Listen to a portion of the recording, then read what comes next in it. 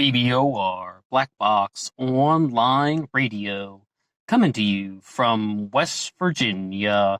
And as always, if you like this upload, you can hit the like button. And if you haven't subscribed yet, you're welcome to do so. But most importantly, at the end, please drop some comments below so we can continue the discussion.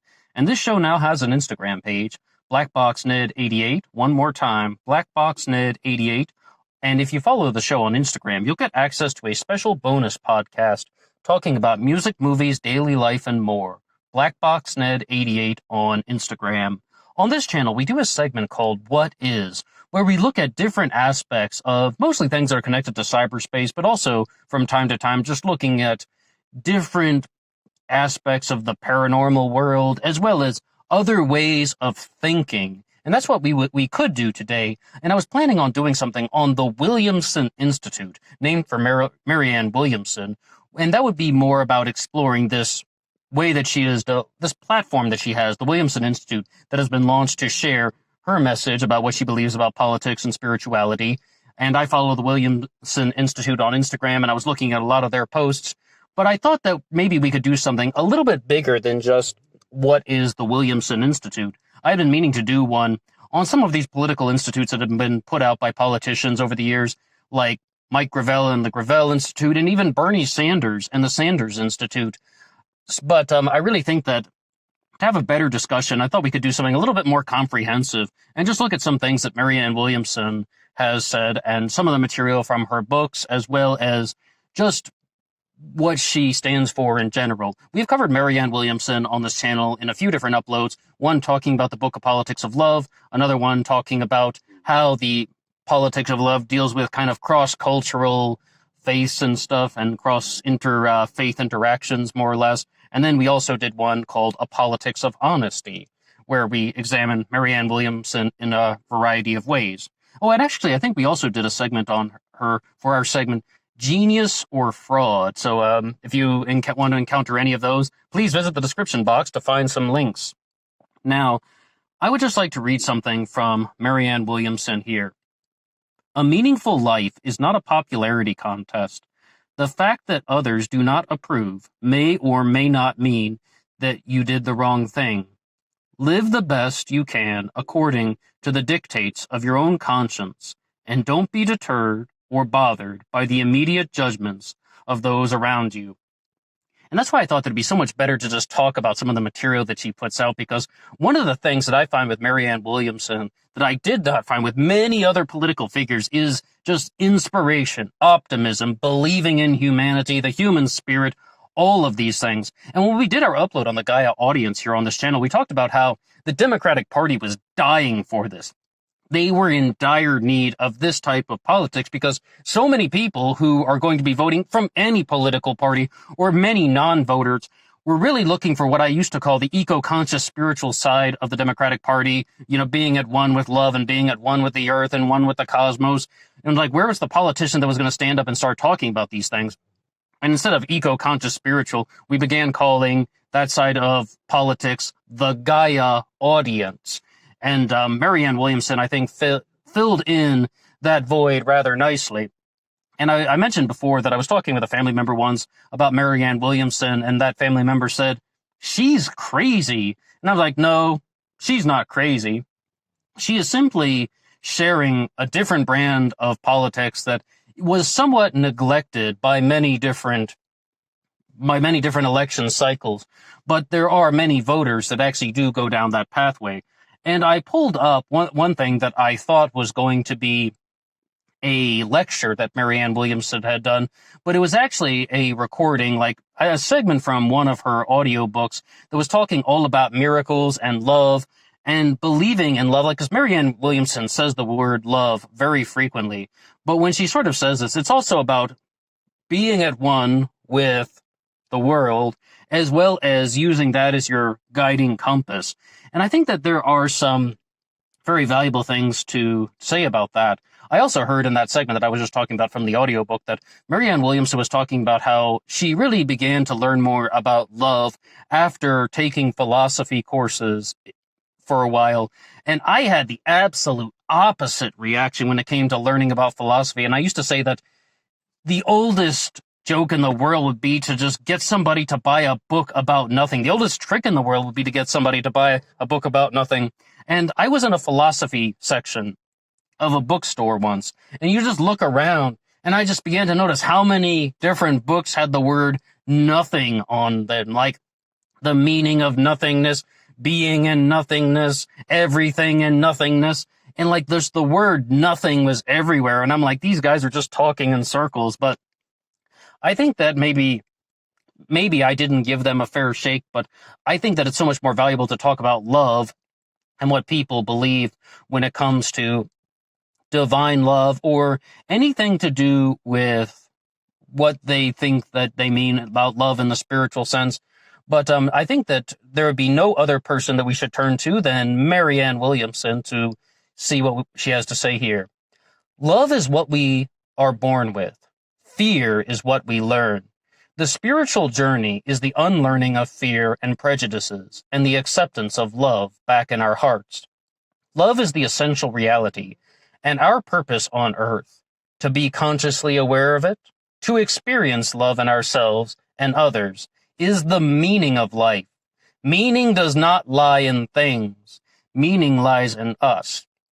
And I don't want to sound like I'm only saying positive things about Marianne Williamson, because if you want to hear a little bit of pushback, there was an individual named Sean McCraney that we discussed in the first ever upload for our segment, What Is, when we were talking about what is Marvelous Work and a Wonder, which is a quasi-religious political cult from the state of Utah. And they were having a dialogue about Marvelous Work and a Wonder and some of the things they believe. And this individual, Sean McCraney, who was arguing against what they were proposing, says there are going to be people who say this thing about they are offering love in a variety of different ways. People who are peddling this version of love simply want to say that if your religion is love, then you're never wrong. It's like you love this and you love that and you love the dirt and you love the rocks and you love the sky. But in all reality, that's just it's just trying to say that you must be doing the right thing because you just love everything. And you're trying to make yourself as the deciding point about what you should love and what you should not. And there is something to say about that. But the thing is, though, this word love can be shared in a variety of different ways. I don't think that guy McCraney was completely wrong in the same way that, I think that Marianne Williamson is right about many things, but we can always challenge it. And even now in the comment section, if you have something to say, please feel free to share it. But I think, though, what the commonality with all of this is really just to look at what really are people loving and how are they using it, because cult leaders will try to do this.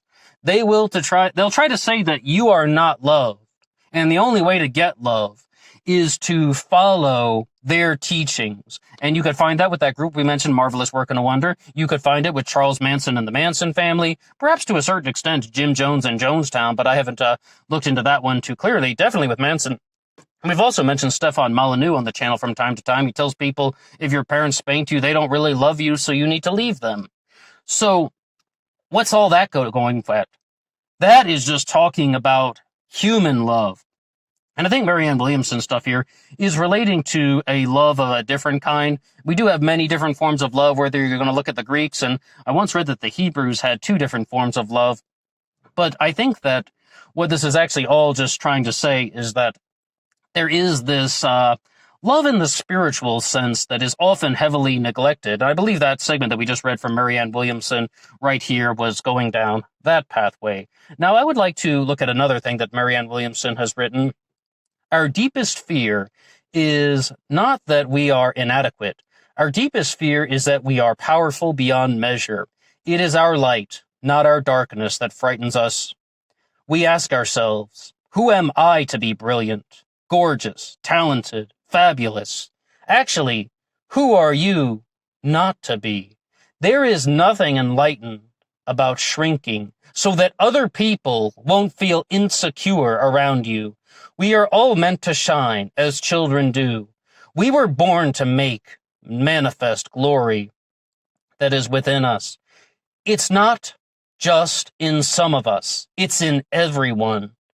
And as we let our own light shine, we unconsciously give permission to other people to do the same. As we are liberated from our fear, our presence automatically liberates others. And in all reality, there really is a big debate about hope and fear. Like, some people say that when you are hopeful that something good will happen, you're actually afraid that the other bad things will happen. And like, there's that real desire in life to be hopeful without being fearful. But notice, though, she didn't say the word hope in this one very specifically. She's saying that the antidote to fear is love. And I mean, I just think that it is so valuable to have this type of optimism in people, because when you're surrounded with pessimistic people, it does not go well for you, because pessimism leads to toxicity. And I don't remember where I read this, but there was this saying that toxic people will discourage you from everything. If you say you want to eat a hamburger, they'll say something about why you shouldn't do that. If you say you want to take a walk in the park, they'll tell you a reason why you shouldn't do that. If you say you want to learn a new musical instrument, they'll tell you that you're wasting your time. Toxic people are just naysayers. And that's why optimism is so valuable. And this is one of the things, though, that they actually say, though, that some leaders around the world want to crush optimism. And I can definitely see that Marianne Williamson is talking about the antidote to that.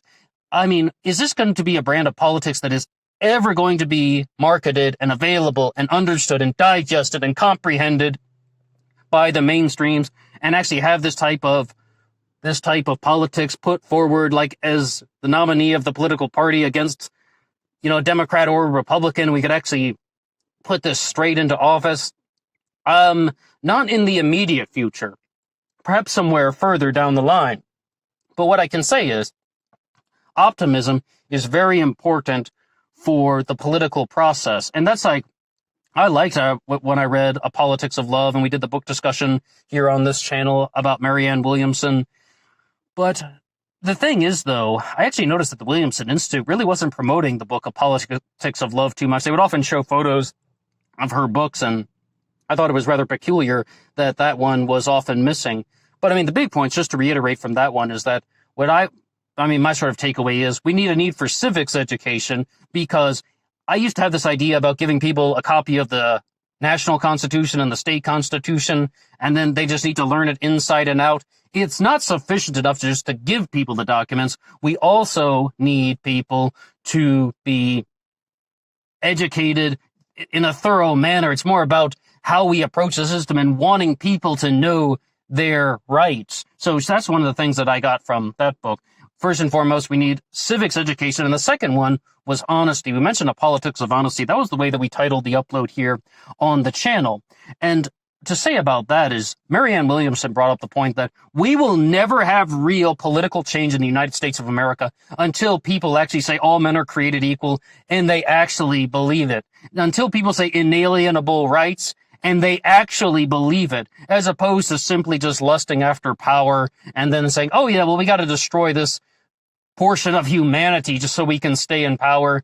Okay, let's just do it anyway. Until you get to that unwarranted destruction, until you get rid of that unwarranted destruction, we will never have real change in the political system. And I would actually like to go over to another thing that Marianne Williamson has written right here. I used to think I needed a powerful man, someone who could protect me from the harshness and evils of the world. What I have come to realize is the powerful man I was looking for would be, foremost, someone who supported me in keeping myself on track spiritually, and in so, maintaining clarity within myself. That life would present fewer problems. And clarity is a big thing. We talk a lot about self-help on this channel and psychology, and one of the biggest aspects of self-help is clarity. And one of the aspects of mental health and mental awareness is clarity. And this is why so many people are turning to meditation, because meditation, the first and foremost thing is just to simply focus on your breathing and focus on only that. And I heard a very interesting thing on a self-help podcast recently. I think it was on the Feel Good Effect, when they were saying, the next time you wash your hands, try just to focus only on washing your hands. Don't try to think about anything else, or don't let yourself think about anything else. And if you actually do, and you actually do, and some other idea comes to mind, then that's acceptable. I mean, don't try to fight it, but be aware of what came to mind. Be aware of what you were thinking of. And the next time you wash your hands, just really try to focus only on that action. And yes, they're talking about that because we have the coronavirus going on right now and everybody is going to be washing their hands much more frequently. That's why they use that as an example. But that's the thing that it's going down, the pathway of clarity. And they're really trying to say that, I mean, mental clarity is something that we would have to talk about. And mental clarity is one of the things that it almost feels like our world isn't trying to push us down that pathway. And we've explored some of that on our upload on this channel, the dangers and evils of psychotropic drugs. So once again, we'll have some links in the description box. And right now is a good time to say that the best way you can support this channel is simply by just listening to some more of our content. Now, I'm fully aware that this sounds like a giant puff piece about Marianne Williamson, but I do like a lot of the things that she has to say. I said, though, that I think it's highly unlikely that her brand of politics would be put into the presidency, even in my lifetime. I'm 31 right now. Even in my lifetime, I'm not sure that we would have a politician that would actually be able to take things like a politics of love and put it into the presidency. But in an increase in civics education, absolutely, we could have that. Getting our politicians to be honest, I don't necessarily know. We might need a massive overhaul of the entire political system before we would get to that. But the thing is, though, first and foremost, well, who was it? Like, what was their names? Friedman and Mandelbaum. They wrote this one book that was heavily praised by Rocky Anderson, the leader of the Justice Party. And they were just saying, when it comes to new ideas, the way you go about it is you will need two things: support from below and support from above. You're going to need like these grassroots movements that are going to be growing on social media, but you will also need the existing power structures, the existing representatives, senators, and perhaps even the president at one point to endorse the cause. That's their plan on how to put any new type of political thinking into action. And I can say, though, no matter what, even if you think Marianne Williamson is just, some puffy, frilly, very, very boisterous speaker and she's trying to promote her material, even if you just think that's all she is, it's valuable to talk about optimism. That would be my response. It is valuable to talk about optimism. However, I do have to make a full confession. One of the big reasons why we didn't do that What Is upload on What Is the Marianne Williamson Institute is because I got on their website and I was looking at all of their lectures, and she had her lectures all on the website back to 2007, was it, or something like that? But you gotta pay for all of them. It was like, oh my gosh, this is great. I just found this like giant archive of Marianne Williamson's material, but you gotta pay for it. Most people put that stuff out there for free. I'm just saying. Does she want to make money off of this stuff? Absolutely. But no matter what, just looking at how humanity functions, optimism is important to talk about. And if the human race does not have optimism, then unwarranted destruction will take over. Well, that's all for me now. If you have anything you would like to share about Marianne Williamson in the comment section below, if you disagree with everything that I have said in this one, please also write that in the comment section. Say, you're wrong because of this, this, and this. I want to read it, and I want to know everything that you guys are thinking. And I really tried to stay away from some of the exact things that she was saying about God, because Marianne Williamson has her own stance on the existence of God, and I was trying to stay away from some of that in this upload. We might be covering that in the future, because sometimes, you just don't want to have anything that's off limits. And when I thought about starting this YouTube channel, I was like, oh yes, I want to start a YouTube channel where no topic is off limits. But in reality, you really just got to know not only what do you want to say, but also how are you going to present this idea. And I think that maybe we could talk more about that in the future. But as for now, though, I thought that it was somewhat, I guess you'd say, more valuable to talk about the importance of optimism in the political world, as well as just on yourself. I mean, you could apply so many of these things just directly to yourself, the way that Marianne Williamson perhaps originally intended. We're only talking about the political world because she ran for, well, first, the representative seat for the 33rd District of California, and then going on to run for president because she has now entered into the political world, and she wanted to share this message. And that's all for me now. Once again, you can hit this like button if you want. It really helps out the channel. And please visit the description box for some more of our links on Marianne Williamson and the Gaia Audience. That's all for me now.